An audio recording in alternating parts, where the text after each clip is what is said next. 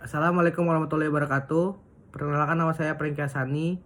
Saya dari Prodi Akuntansi Syariah kelas C, NPM 205103001. Saya di sini akan mereview jurnal yang berjudul Undian dan Lotre dalam Perspektif Masail Al-Fiqhiyah, volume 3, tahun 2 Juni 2020. Nama penulis yaitu Muhsinun SAI. Abstrak, undian merupakan suatu kebiasaan yang sudah berlaku jauh sebelum Islam datang. Namun undian yang berlaku pada masa jahiliyah adalah untuk menentukan nasib baik buruk seseorang dan dilakukan di depan berhala-hala mereka. Namun untuk kondisi saat ini, undian sering dilakukan dalam dunia perdagangan dengan tujuan agar para konsumen tertarik terhadap barang yang ditawarkan.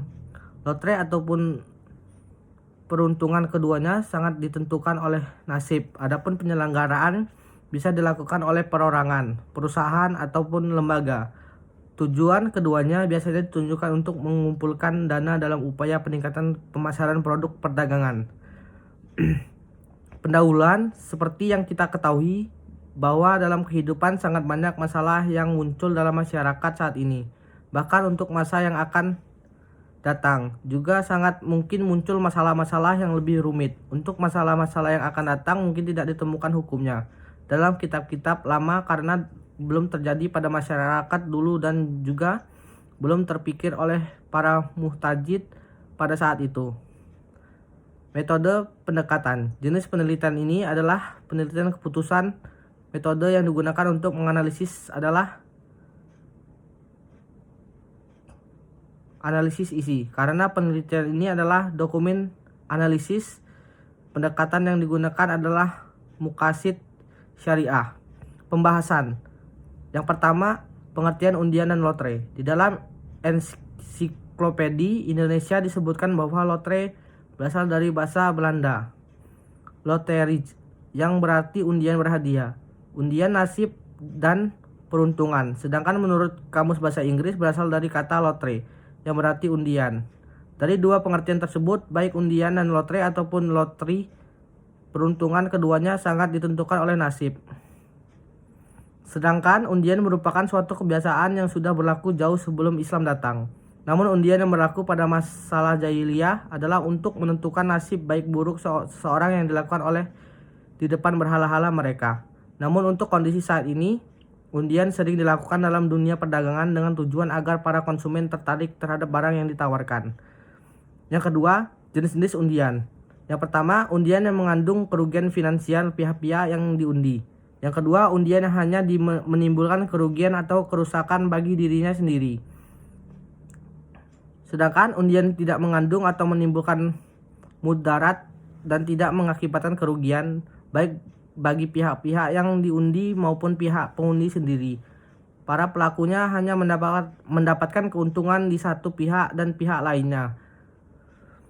Yang ketiga, bentuk-bentuk undian. Yang pertama, bentuk undian yang diperbolehkan. Undian yang diperbolehkan yaitu ketika sebuah toko menyelenggarakan undian berhadiah bagi pelanggan atau pembeli, nilai total belanjanya mencapai 50.000. Dengan janji hadiah seperti itu, toko bisa menyebut pembeli lebih besar, misalnya 2 miliar dalam setahun. Yang kedua, bentuk undian yang dilarang. Praktik undian berhadiah yang dilarang adalah undian berhadiah yang mensyaratkan peserta untuk membayar biaya tertentu, baik langsung maupun tidak langsung, seperti membayar melalui pulsa, telepon, premium call, di mana pihak penyelenggara akan menerima sejumlah uang tertentu dari para peserta. Yang keempat, hukum undian dan lotre. Terhadap beberapa pendapat mengenai hukum adanya undian dan lotre. Yang pertama, Rashid Ridha. Yang kedua, Hasan. Yang ketiga, Nadlatul Ulama. Yang keempat, Majelis Tarikh Muhammadiyah. Yang kelima, Syekh Ahmad Syurkati.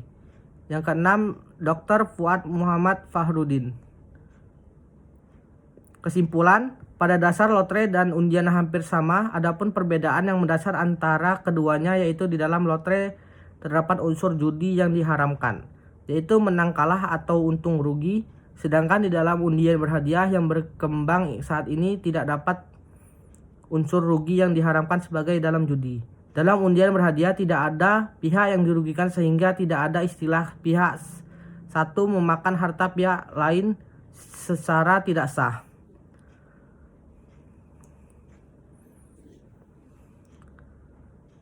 Daftar Pustaka Departemen Agama RI Al-Quran dan Terjemah Semarang Toha Putra 2005. Sekian dari review jurnal dari saya.